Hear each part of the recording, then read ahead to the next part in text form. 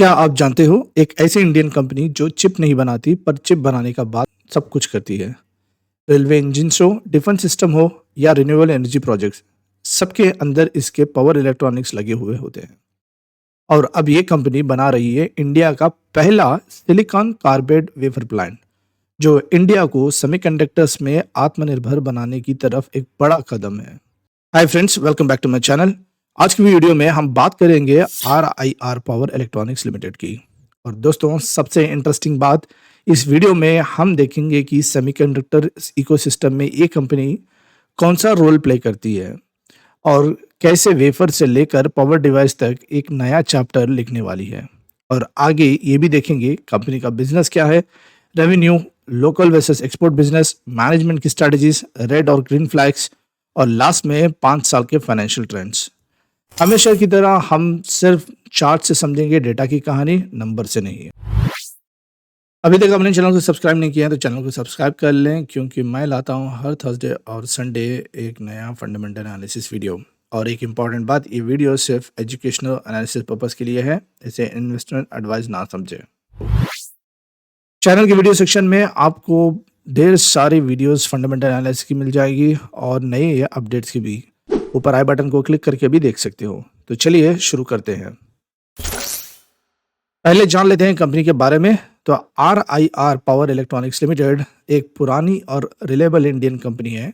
Established हुई थी 1969 में और इसका एक हेड ऑफिस है हलोल, गुजरात में।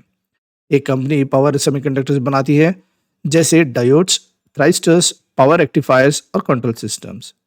ये कंपोनेंट्स डिफेंस, रेलवे और रिन्यूएबल एनर्जी सेक्टर्स में यूज होते हैं। और कंपनी के पास है ISO 9001, UL, CE और RDSO अप्रूवल्स।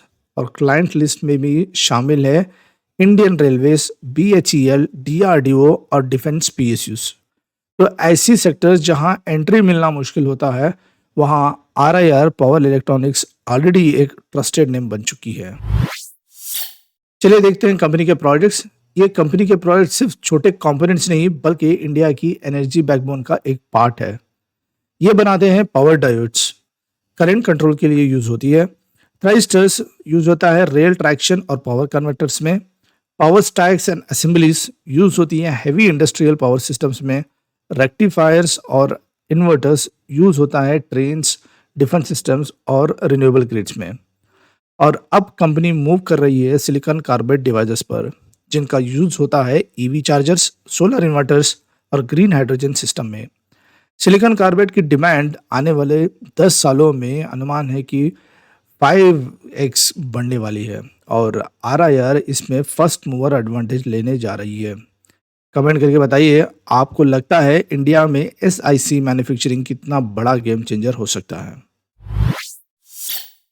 बात करते हैं कंपनी के सेमीकंडक्टर इकोसिस्टम की, यानी कंपनी सेमीकंडक्टर वर्ल्ड में क्या रोल प्ले करती है और RIR पावर इलेक्ट्रॉनिक्स कहाँ फिट होती है।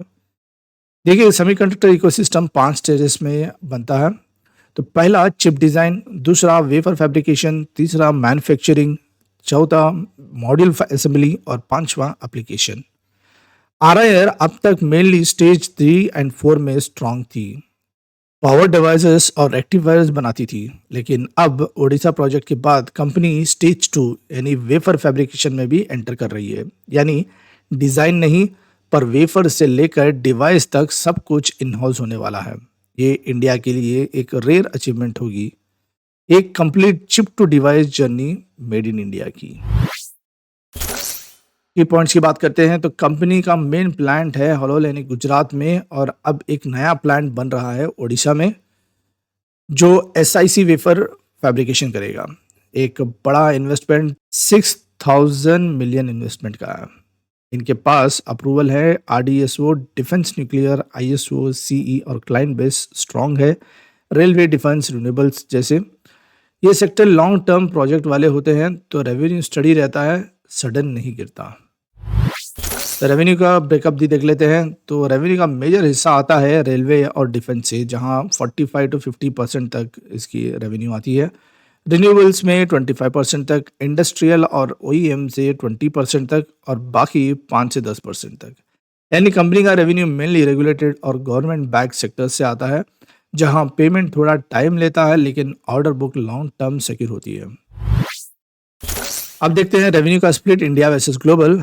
आज कंपनी का फोकस मेजरली इंडिया पर है, यानी 90% डोमेस्टिक और एक्सपोर्ट्स अभी 10% के अराउंड है।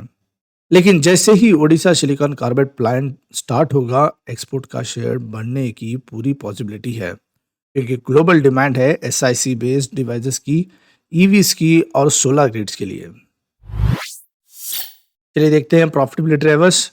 रेवेन्यू सेगमेंट वाइज क्लियर है, पर एक इंपॉर्टेंट बात, कंपनी ने segment wise profit details officially disclose नहीं किया है अपनी एनुअल रिपोर्ट में। अब चलिए समझते हैं मैनेजमेंट का विजन क्या है और कंपनी का नेक्स्ट मूव किस डायरेक्शन में जा रही है। देखिए दोस्तों, आरआईआर पावर इलेक्ट्रॉनिक्स का फोकस बहुत क्लियर है। इंडिया को silicon carbide power device manufacturing में सेल्फ रिलायंट बनना, यानी अब ये कंपनी सिर्फ पावर डायोड्स या रेक्टिफायर्स तक लिमिटेड नहीं रहना चाहती, बल्कि पूरे वैल्यू चेन को कंट्रोल करना चाहती है। वेफर से लेकर फाइनल डिवाइस तक सब कुछ अपनी ही प्लांट्स में बनाना चाहती है। इसलिए ओडिशा में बना रहे हैं उनका एक नया सिलिकॉन कार्बाइड वेफर प्लांट, और इसके लिए 6000 मिलियन का इन्वेस्टमेंट हो रहा है, और ये प्रोजेक्ट बन सकता है इंडिया का first end to end SIC device manufacturing hub. Management का कहना है ये मूव उन्हें सिर्फ डोमेस्टिक ही नहीं, ग्लोबल लेवल पर भी कॉम्पिटिटिव बनाएगा, क्योंकि सिलिकॉन कार्बाइड टेक्नोलॉजी का यूज हो रहा है EV chargers, solar inverters, aerospace और ग्रीन हाइड्रोजन प्रोजेक्ट्स में। साथ ही कंपनी अपने आर&डी और क्वालिटी लैब्स एक्सपैंड कर रही है, ताकि नए प्रोडक्ट डेवलप कर सके और सर्टिफिकेशन मिलते रहे, जैसे यूएलसी, डिफेंस और न्यूक्लियर पावर्स, जिनसे ग्लोबल क्लाइंट के लिए ट्रस्ट बिल्ड होता है। तो एक लाइन में कहूँ तो आरआईआर पावर इलेक्ट्रॉनिक्स सिर्फ प्रोडक्ट्स नहीं बना रही है, फ्यूचर के लिए फाउंडेशन बना रही है। बात करते हैं रेड फ्लैग्स की। FY25 में ऑपरेटिंग प्रॉफिट मार्जिन थोड़ा गिरा और बन गया 14.9 से 13.2 तक। ओडिशा प्रोजेक्ट का एजुकेशन रिस्क बड़ा कैपेक्स है, तो टाइम और कॉस्ट लग सकता है। और तीसरा, बोरोइंग्स बड़े हैं तो लेकिन मैनेजेबल लेवल पर है। ये चीज़ें मॉनिटर करनी ज़रूरी है, क्योंकि लार्ज प्रोजेक्ट्स में डिले डायरेक्टली इम्पैक्ट करता है प्रॉफिटेबिलिटी को। चलिए बात करते हैं ग्रीन फ्लैग्स की। तो सबसे पहला, रिजर्व बढ़ा रही है कंपनी अपने 15 से 109 करोड़ 5 सालों के अंदर। डेट अंडर कंट्रोल है, बोरोइंग सिर्फ 14,000 करोड़ तक ही है। और तीसरा, स्ट्रॉन्ग क्लाइंट बेस है, जैसे defence, railway, nuclear sectors, high trust market है। और लास्टली, फ्यूचर रेडी है सिलिकॉन कार्बाइड प्रोजेक्ट के लिए, जहाँ पे एक ह्यूज ग्लोबल अपॉर्चुनिटी बन सकती है। यानी फाउंडेशन स्ट्रांग है तो ग्रोथ स्टोरी भी स्टार्ट हुई है।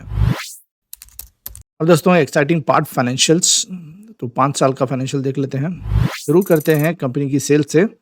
FY21 में 30 करोड़ का सेल थी और FY25 तक पहुंचकर ये 86 करोड़ तक हो गया, लगभग 3x ग्रोथ 5 सालों के अंदर। एक स्टडी कॉम्पाउंडिंग जर्नी, बिना कोई हाइप और बिना कोई शोर के। अब देखो दोस्तों, ये चार्ट बताता है ऑपरेटिंग प्रॉफिट ट्रेंड। मार्जिन्स भी कंसिस्टेंटली इंप्रूव हुए हैं। FY21 में 9.5 और FY24 तक पहुंचकर 14.9 तक हो गया। FY25 में थोड़ा सा डिप आया है, 13.2 तक पहुंचा है। ओवरऑल ट्रेंड अभी भी पॉजिटिव है, यानी कंपनी ने अपने ऑपरेशंस एफिशिएंट बनाई है। अभी तक चैनल को सब्सक्राइब नहीं किया तो प्लीज़ कर लेना। तो दोस्तों, एबिटा वर्सेस नेट प्रॉफिट भी देख लेते हैं। ये यहाँ क्लियरली दिख रहा है कि कंपनी का प्रॉफिटेबिलिटी स्ट्रेंथ।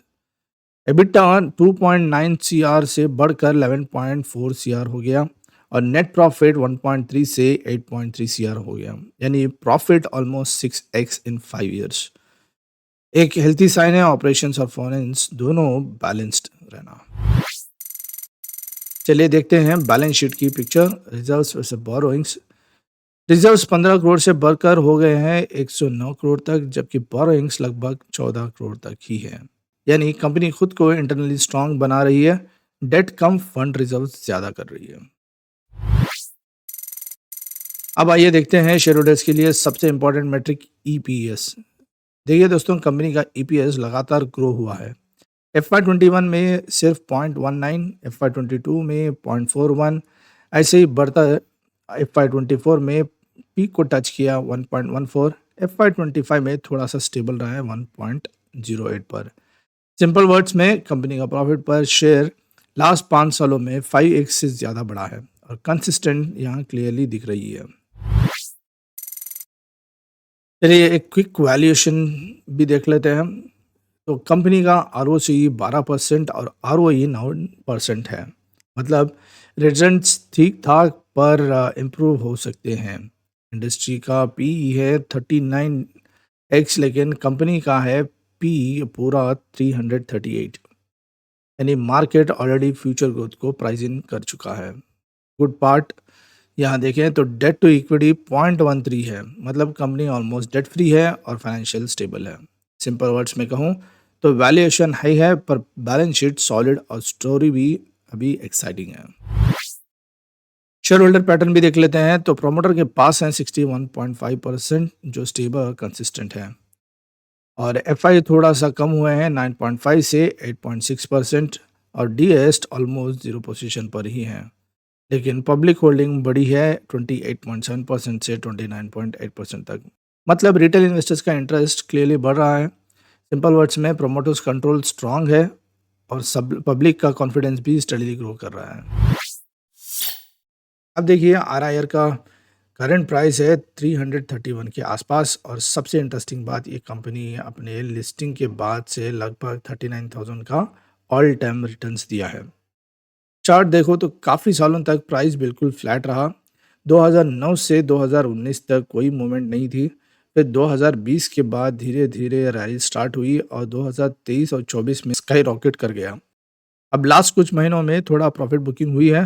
प्राइस 330 के आसपास स्टेबल हो गया है। बस एक बात ध्यान देने वाली है, वैल्यूएशन अभी काफ़ी हाई है, पी 365 के आसपास है, तो मार्केट ने ऑलरेडी फ्यूचर ग्रोथ को प्राइसिंग कर लिया है। अब दोस्तों इस वीडियो को कंक्लूड करते हैं। आरआईआर पावर इलेक्ट्रॉनिक्स एक स्टडी परफॉर्मर है जिसका next phase silicon carbide expansion के साथ और एक्साइटिंग होने वाला है।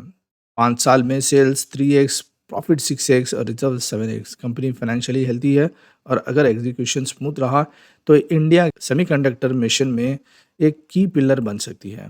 आपको क्या लगता है, सिलिकॉन कार्बाइड इंडिया में नेक्स्ट बिग रेवोल्यूशन बनाएगा? कमेंट में ज़रूर लिखिए। और हाँ, अगर ये वीडियो इन्फॉर्मेटिव लगा तो लाइक, कमेंट और शेयर ज़रूर करिए, क्योंकि आपका सपोर्ट ही हमारे चैनल को ग्रो करता है।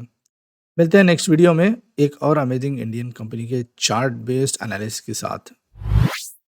और ये वीडियो सिर्फ एजुकेशनल और एनालिसिस पर्पज़ के लिए है, इसे इन्वेस्टमेंट एडवाइस ना समझें। आज की वीडियो में इतना ही है। Thank you.